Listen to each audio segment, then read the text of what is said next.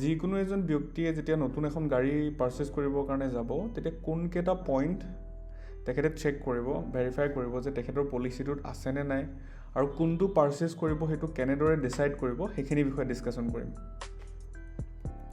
अच्छा, तो पार्ट 2 में आप एक चेकलिस्ट बना रहे हैं जो किसी भी नए कार खरीदने वाले व्यक्ति के लिए मददगार होगी। इसमें वो पॉइंट्स शामिल होंगे जिनका ध्यान रखना जरूरी है, पॉलिसी से जुड़े पहलू भी चेक करने होंगे और आखिर में कौन सा मॉडल लेना चाहिए ये डिसाइड करना होगा।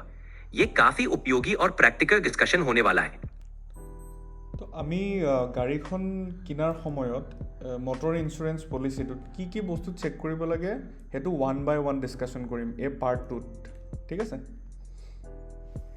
बिल्कुल, कार खरीदते समय मोटर इंश्योरेंस पॉलिसी में कुछ अहम बातें चेक करना जरूरी है। सबसे पहले पॉलिसी का कवरेज टाइप देखिए, क्या ये थर्ड पार्टी है या कॉम्प्रिहेंसिव। फिर क्लेम सेटलमेंट रेशियो चेक करें, यानी कंपनी कितने दावे आसानी से निपटाती है। इसके अलावा आईडीवी इंश्योर्ड डिक्लेयर्ड वैल्यू जरूर चेक करें, क्योंकि इससे क्लेम की राशि तय होती है। डिडक्टेबल्स, एड ऑन कवर और कैशलेस गैरेज नेटवर्क भी देखना अच्छा रहेगा। इन सभी पॉइंट्स पर डिटेल में डिस्कशन करेंगे ताकि कोई भी नया कार खरीदने वाला सही फैसला ले सके। ফাৰ্ষ্ট আমি ডিছকাশ্যন কৰিম আইডিভি ইনচিয়ৰ ডিক্লেয়াৰ্ড ভেলু। তো এক্সপাৰ্টে এইটো কয়, এক্সপাৰ্টৰ গাইডেঞ্চ অনুসৰি যে আইডিভিটো যোনটো থাকে সেইটো এক্স শ্ব'ৰুম প্ৰাইজৰ পৰা প্ৰথম যেতিয়া গাড়ীখন কিনে তেতিয়া 5% লেছ হয়।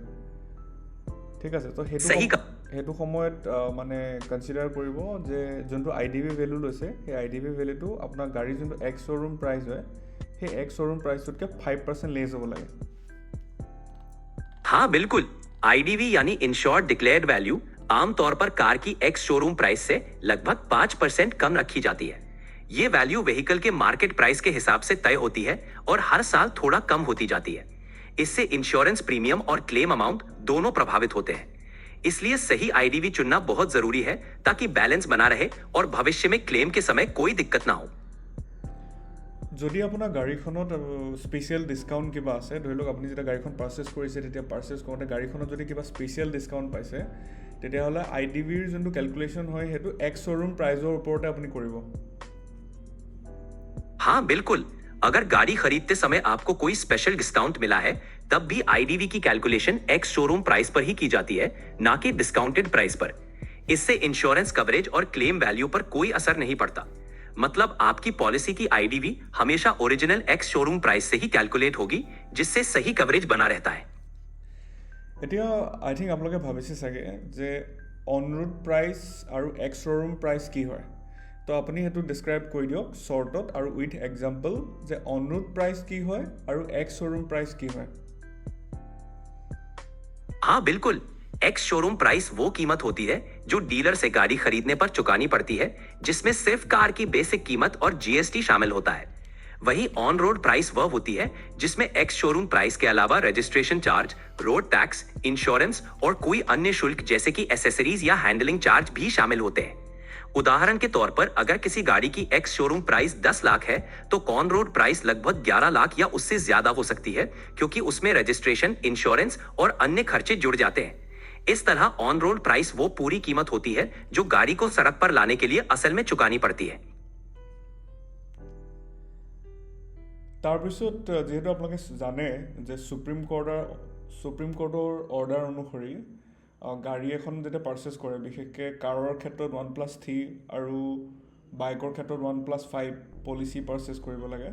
গতিকে সেইটো আপুনি কনচিডাৰ কৰিব যে আপোনাৰ গাড়ীখন যেতিয়া আপুনি পাৰ্চেছ কৰিছে আপোনাৰ পলিচিটো কাৰৰ কাৰণে 1+3 আৰু 1+5।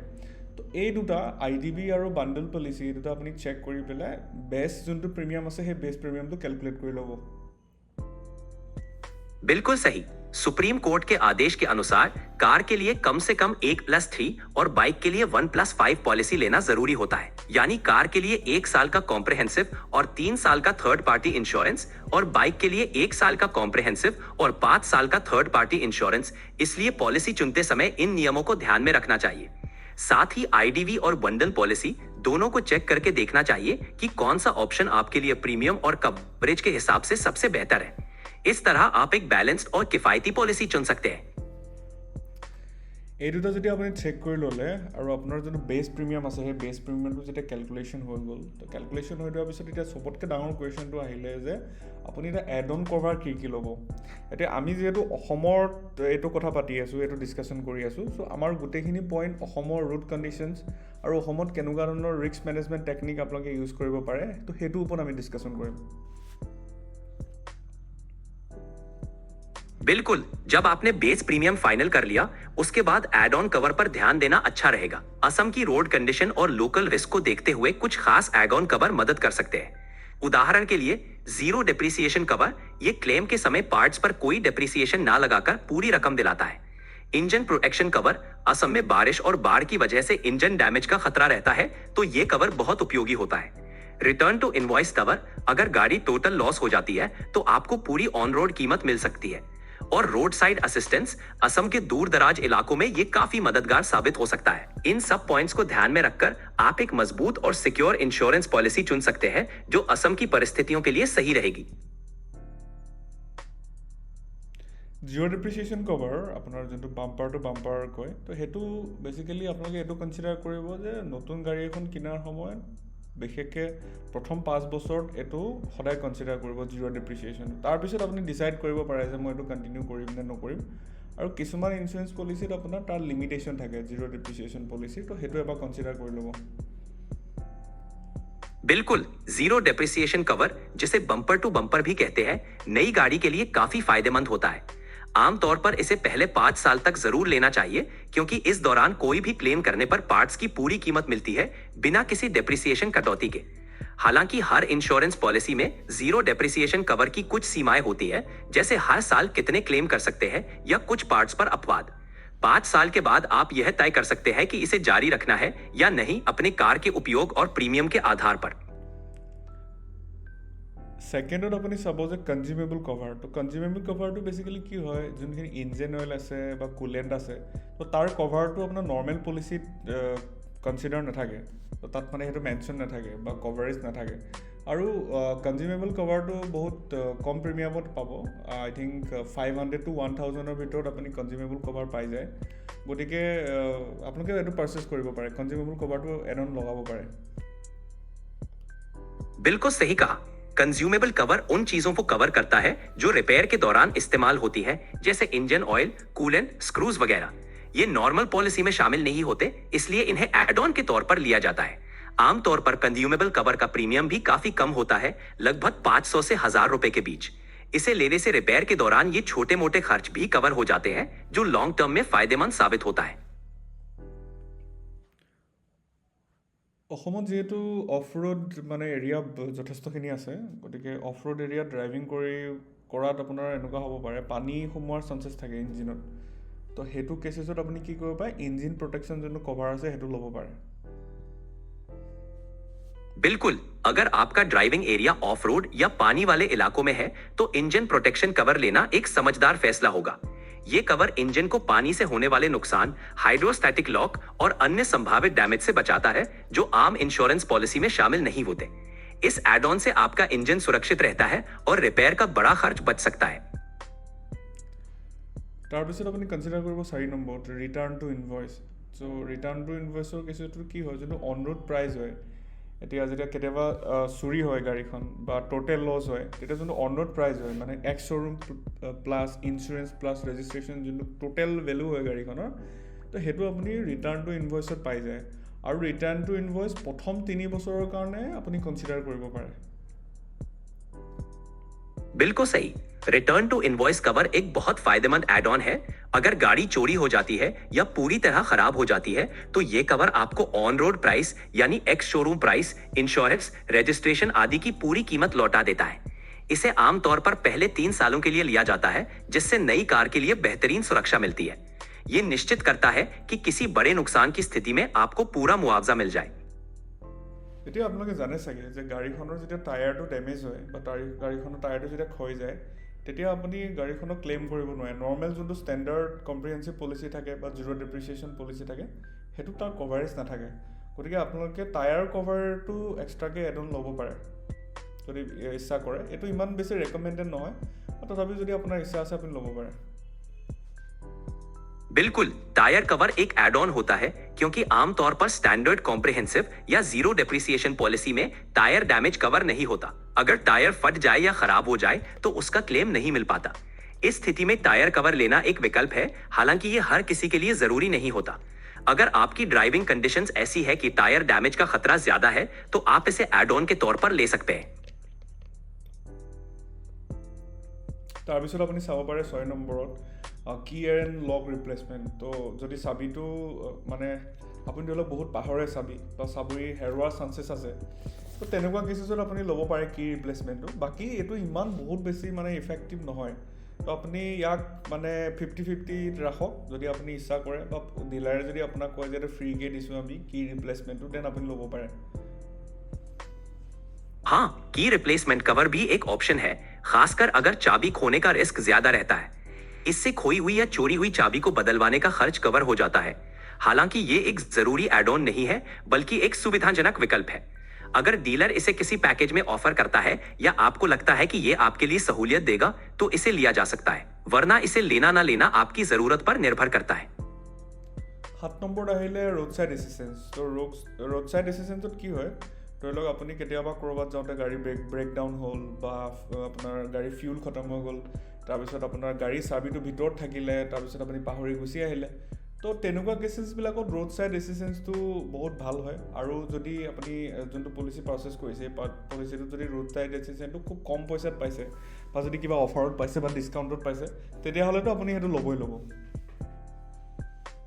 बिल्कुल, रोड साइड असिस्टेंस RSA एक बहुत उपयोगी एड ऑन है।